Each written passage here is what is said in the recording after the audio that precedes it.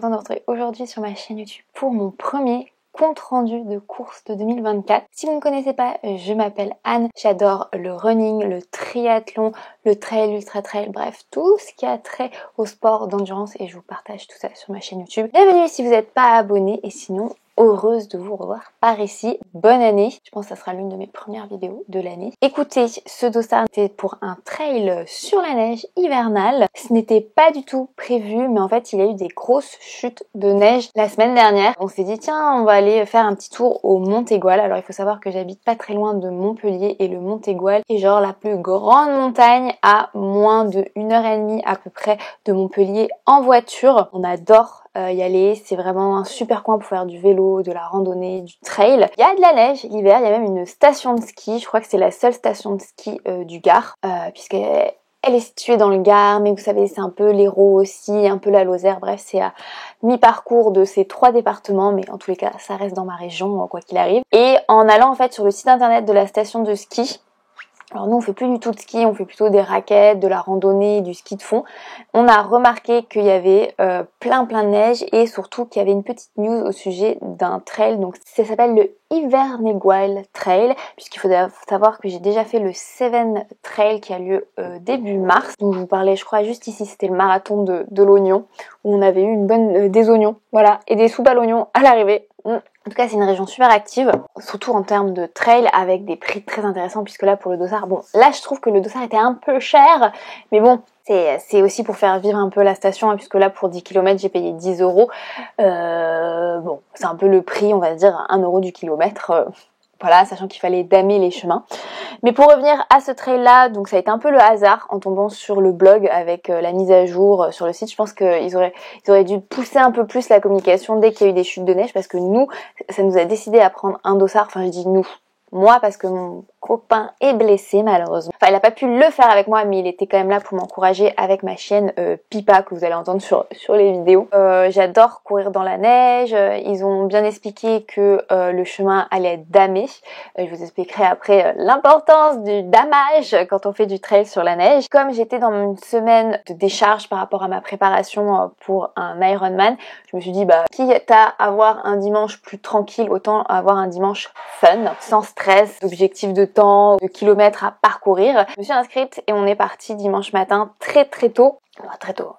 Toujours plus la nana. On est parti vers 8h de chez nous, mais ça pique un peu un dimanche. On a reçu un email en fait le samedi qui nous expliquait qu'il fallait peut-être des chaînes pour monter jusqu'à la station.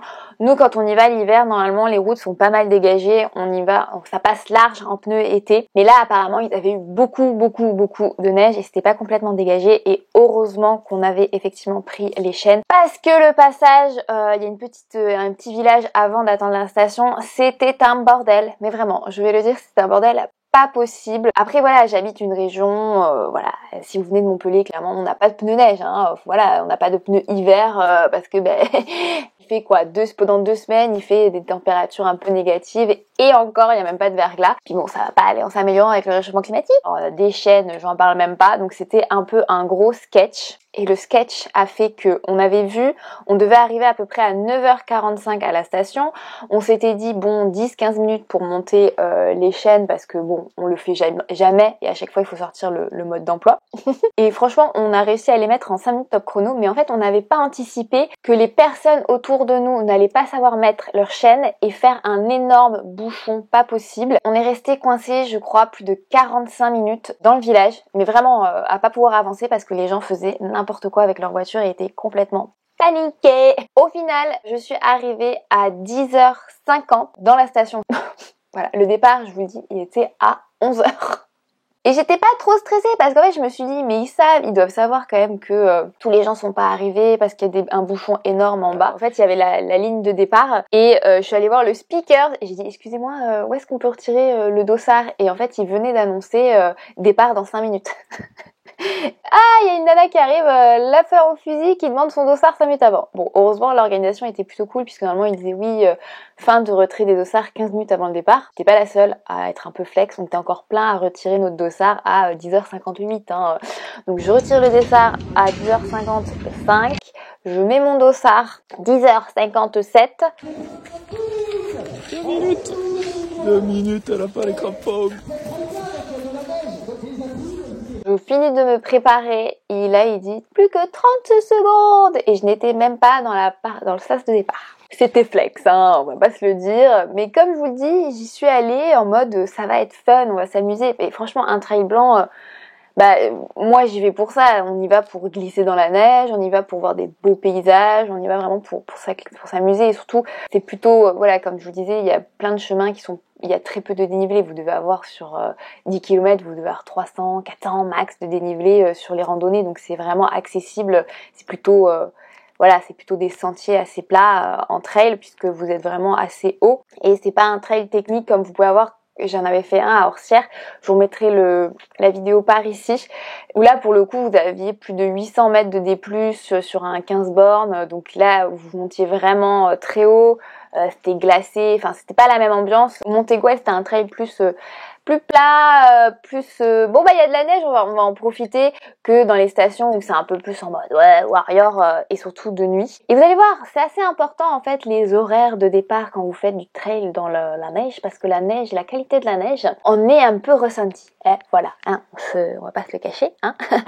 Donc départ donné à 11h pétante, et là, en fait tu t'aperçois vite que il y avait en fait un autre départ à 10h du 20 km, et tu t'aperçois vite que le chemin qui a été damé a été labouré par les premiers, et surtout le problème c'est que vu qu'il était 11h, la température avait pas mal augmenté, donc c'est-à-dire que la neige qui aurait pu rester compacte, parce que des fois vous savez c'est damé, vous courez dessus et au final ça change rien, ça reste bien compact. Là en fait ce qui s'est passé c'est vu que les températures ont augmenté, la neige elle était vachement plus poudreuse, ou je sais pas, elle était pas compacte, on va dire, et pas suffisamment compacte pour pouvoir vraiment bien courir dessus. Voilà, en fait on s'est retrouvé que c'était complètement de la poudreuse, et dès le premier kilomètre, ça a été... Enfin, voilà, je crois que on a fait quasiment 11 km, mis bout à bout, on a dû avoir 1,5 km de damé, avec 100 mètres par-ci, 50 mètres par-là, et globalement, le dernier kilomètre qui était complètement damé, mais je pense qu'il était bien damé, parce qu'en fait, il était dans la forêt, exposé au nord, donc la neige est restée bien froide et bien compacte. Mais autant vous dire que ces 10 km ont été très, très, très, très long, surtout que vu qu'il y en avait plus, vous savez, c'est toujours en trail, c'est toujours comme ça de toute manière. Voilà. En fait, ce qui est bien dans un trail, c'est que tu es optimiste. Tu te dis, ça ne peut que s'améliorer. Tu es dans la merde, ça ne peut que aller mieux. Et en fait, j'ai espéré pendant tout le parcours, parce qu'en fait, dès qu'on arrivait sur une portion qui était damée, compacte, tu disais, ah ça y est, enfin. Et en fait, non, ça s'arrêtait au bout de 50 mètres. Donc, voilà. Après, je connaissais un peu ce sentier pour l'avoir fait pas mal de fois en randonnée, parce qu'on était venu l'année dernière faire de la randonnée avec Pipa quand il y avait de la neige, et franchement je vous conseille vraiment de le faire. Vous n'avez pas besoin forcément d'avoir des raquettes, nous à chaque fois on se déplace plutôt avec des crampons, et c'est quelque chose que je vous conseille vraiment d'avoir. Ce sont des crampons en fait amovibles que vous pouvez mettre sur vos baskets de trail. Moi j'utilise des baskets de trail imperméables, donc avec du Gore-Tex. J'avais les mêmes Sense-Ride que j'avais pour le marathon d'Écosse dont je vous parlais ici. De toute manière je vous remettrai mon équipement dans la barre d'infos. Je vous conseille ça tout simplement parce que ça vous garde les pieds au chaud et au sec, sauf si vous arrêtez pas de mettre les pieds dans la poudreuse pendant 1 heure, parce qu'au bout d'un moment il y a de la neige qui rentre, qui fond à l'intérieur. Finalement c'est pas l'extérieur qui était mouillé de ma chaussure, c'était plutôt l'intérieur. Là vous me dites ouais mais t'aurais pu mettre des guêtres, mais en fait normalement un trail sur la neige, un trail blanc, un trail hivernal, c'est quand même damé les chemins, Vous avez quelques passages dans la poudreuse parce que l'organisation trouve ça fun, et que franchement c'est fun. 300-400 mètres dans la poudreuse, c'est rigolo. Franchement c'est rigolo, tu glisses, t'as des appuis un peu bizarroïdes, tu t'enfonces de manière très aléatoire. D'ailleurs ça c'est important à retenir, c'est qu'en fait la neige, contrairement au sable, c'est que dans le sable vous savez à peu près de combien vous vous enfoncez, de combien vous glissez à chaque foulée si vous courez par exemple dans des dunes, parce que on m'a demandé sur Instagram de comparer un peu les deux. Mais alors dans la neige en fait chaque foulée c'est une surprise. Alors on pourrait philosopher sur à quel point c'est cool, mais sur 10 bornes je peux vous assurer qu'à la fin vous avez fait votre proprioception pour l'année. Vous avez mal aux ischios, aux tendons, aux adducteurs, aux chevilles, et c'est clairement le trail sur la neige pour les gens qui ont les chevilles fragiles, c'est pas quelque chose que je conseille foncièrement, hein. Après, voilà, moi j'ai les chevilles un peu laxes, me tordre les chevilles, c'est pas, voilà, ça arrive. Je me suis tordu plusieurs fois les chevilles et 2 fois assez lourdement, mais pas pour faire des entorses, hein, on va dire, voilà, j'ai de la chance de faire. J'ai de la chance. Non, je fais quand même beaucoup de renforcement musculaire et on va dire que ça aide. Mais quoi qu'il arrive, courir dans la neige et en l'occurrence la poudreuse, c'est épuisant. Vous avez le cardio qui explose. Après bon, j'ai essayé de trouver mon rythme. Vous avez quand même l'altitude, hein, vous êtes à plus de 1000. Mais honnêtement, le parcours était vraiment sympa. Je crois que les portions que j'ai préférées, c'était entre 4 et 7. C'était là où on était le plus dans la nature. Où on est passé au niveau d'un petit ruisseau où à chaque fois qu'on fait de la randonnée, c'est trop joli. Il y a pas eu des grosses montées raides et ce qui me fait rigoler quand même, c'est que l'organisation avait dit oui bon bah ça sera damé et bon bah exceptionnellement on vous fait pas aller au Montégoal parce que normalement le trajet initial du trail faisait monter vraiment au pic, donc au Montégoal en l'occurrence. Et ils l'ont pas fait parce qu'il y avait 50 cm de poudreuse et qu'ils pouvaient pas damer. Et là je me suis dit mais en fait effectivement ça aurait été la catastrophe parce que si ce qu'on a fait était damé et pas trop poudreux, voilà. C'était une expérience que je recommande évidemment. Bon, on était je pense une grosse cinquantaine, hein. C'est que bah voilà, on s'est tous demandé ce que on faisait là. Ouais, voilà, c'est ça. C'est exactement ça. C'est vraiment, on s'est dit, mais c'était vraiment une idée de merde pour un dimanche matin. Hein. Mais le paysage a bien rattrapé et bon, bah, j'ai pas eu de bobo, hein, heureusement. Heureusement, là, par contre, ça m'aurait un peu saoulé de me blesser pour un trail blanc. Mais voilà, je voulais en profiter de cette vidéo pour vous donner quelques conseils quand vous choisissez un trail blanc ou quelques avertissements.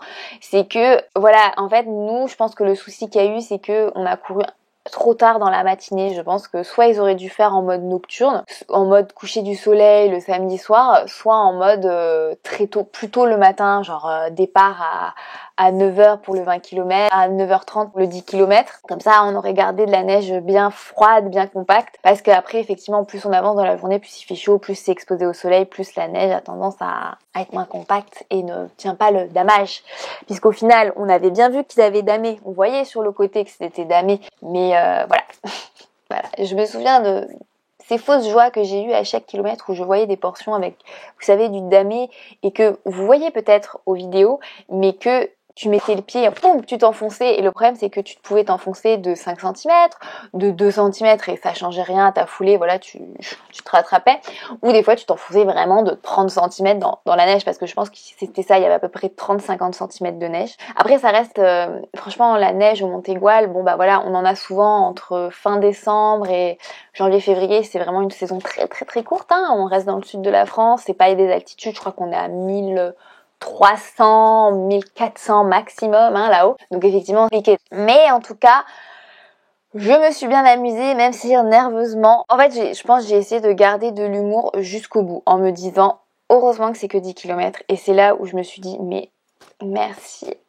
Merci à la Anne du passé qui a été raisonnable. C'est pas dit, bon, on va faire le 20 km. Alors là, par contre, je pense que... comment vous dire, je pense que j'aurais été bien énervée. Après, pour avoir discuté avec des personnes du 20 km, effectivement, la première boucle, quand ils sont fait à 10h, était bien damée, il n'y avait pas de soucis, ils s'enfonçaient pas autant. En tout cas, voilà, sachez que si vous vivez dans ma région autour de Montpellier, vous pouvez tout à fait faire un trail blanc sans aller dans les Pyrénées ou dans les Alpes. Vous pouvez le faire direct au Montégoal pour 10€ et c'est super fun. Très bonne ambiance, petit ravito à la fin, petit dossard sympathique. C'était même pas chronométré, hein, je préfère vous le préciser. Heureusement d'ailleurs parce que je pense que j'ai mis autant de temps que si j'avais fait en randonnée, hein, voilà. Après, c'est un art de pouvoir courir de manière artistique et efficace dans la neige poudreuse fondue, hein, parce qu'en fait vous êtes tout le temps sur la pointe des pieds. Après, même dans les descentes et même dans les montées, on s'enfonçait, donc j'en garde un souvenir très très fun. Et franchement, je profite, si jamais vous allez skier dans des stations, ou si jamais vous habitez pas loin de stations de ski et que vous les voyez organiser des trails blancs, il faut regarder les actualités. C'est pas des trails très connus, je pense pas même pas que vous pouvez trouver sur les calendriers. Faites-le, parce que c'est tellement fun. Et par contre, moi je vous le dis vraiment, si c'est des trails nocturnes, équipez-vous vraiment bien contre le froid parce que vous le savez, dès que le soleil se cache, les températures descendent très très vite. Alors que nous c'était l'inverse, il faisait de plus en plus chaud et à la fin c'était un sauna dans ma veste.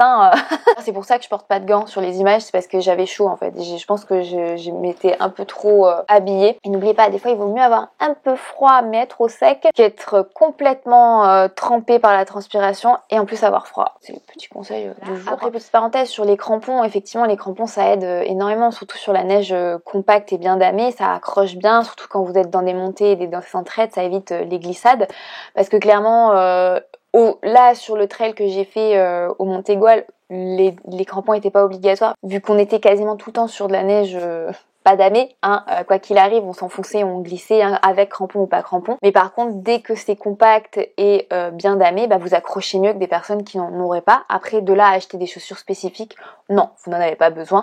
Vaut mieux avoir une paire de crampons, ça coûte entre 15 et 30 euros, c'est vraiment hyper accessible. Vous gardez ça des années, voilà, faut juste bien le garder au sec pour pas que les crampons rouillent après usage. Donc faites attention de bien les nettoyer et les garder au sec. C'est mon seul conseil. Je vous mettrai bien sûr des liens dans la barre d'infos. Pour revenir donc au Hivern Legual Trail, voilà, je vous le conseille à 100%, vous vous éclaterez vraiment. Il y aura lieu je pense de nouveau l'année prochaine, voilà, c'est sûr que je vous l'annonce là, mais vu que c'est le début de la saison des trails hivernaux, profitez-en. Normalement il y en a pas mal où vous pouvez même vous inscrire en dernière minute et retirer le dossard juste avant la course. C'est tellement fun, ça arrive qu'une fois dans l'année, on se fait plaisir. Vous voyez, effectivement, j'ai fait 10 km dans de la poudreuse. C'est de garder le sourire jusqu'au bout et faire beaucoup de blagues. À un moment donné, j'étais en mode énervée, marre, toujours beaucoup d'humour parce que voilà, c'était que 10 km, on est dans un paysage magnifique, on est dans la neige, on est comme des enfants, il y a zéro frustration comme on peut des fois avoir sur des trails où on se retrouve dans la pluie, dans la boue, où à la fin on prend plus de plaisir. Là franchement, jusqu'au bout, je dirais pas que j'ai pris du plaisir jusqu'au bout, mais en tout cas je me suis amusée du début jusqu'à la fin et c'était ça l'essentiel et c'était ça finalement ce que j'étais venue chercher. Et on en a profité ensuite avec Mathieu pour aller promener Pipa, puis a essayé de venir me voir au 7e kilomètre avec Pipa, donc franchement c'est fun, on passe une bonne journée là-haut et en plus on aide à faire vivre la station encore un peu. Voilà les amis, vous aurez le trajet de ce trail sur mon Strava, je le mets juste ici. Voilà, j'espère que ce petit compte rendu magique, parce que c'était magique quand même, je crois que dès le 2e kilomètre je me suis dit c'est mort, ça va être comme ça tout du long. Mais vraiment, je vous le conseille à 200%, vous pouvez même le faire en off. Et profitez bien de cet hiver. Dites-moi en commentaire si vous avez prévu de faire un trail dans la neige, que je me note des petites références si jamais j'ai envie de renouveler l'expérience ou pas. Peut-être que ça va me suffire pour l'année 2024. Pensez à vous abonner, que ce soit ici, sur Insta, Strava, TikTok. Je vous fais des bisous et je vous dis à très vite. Bye bye.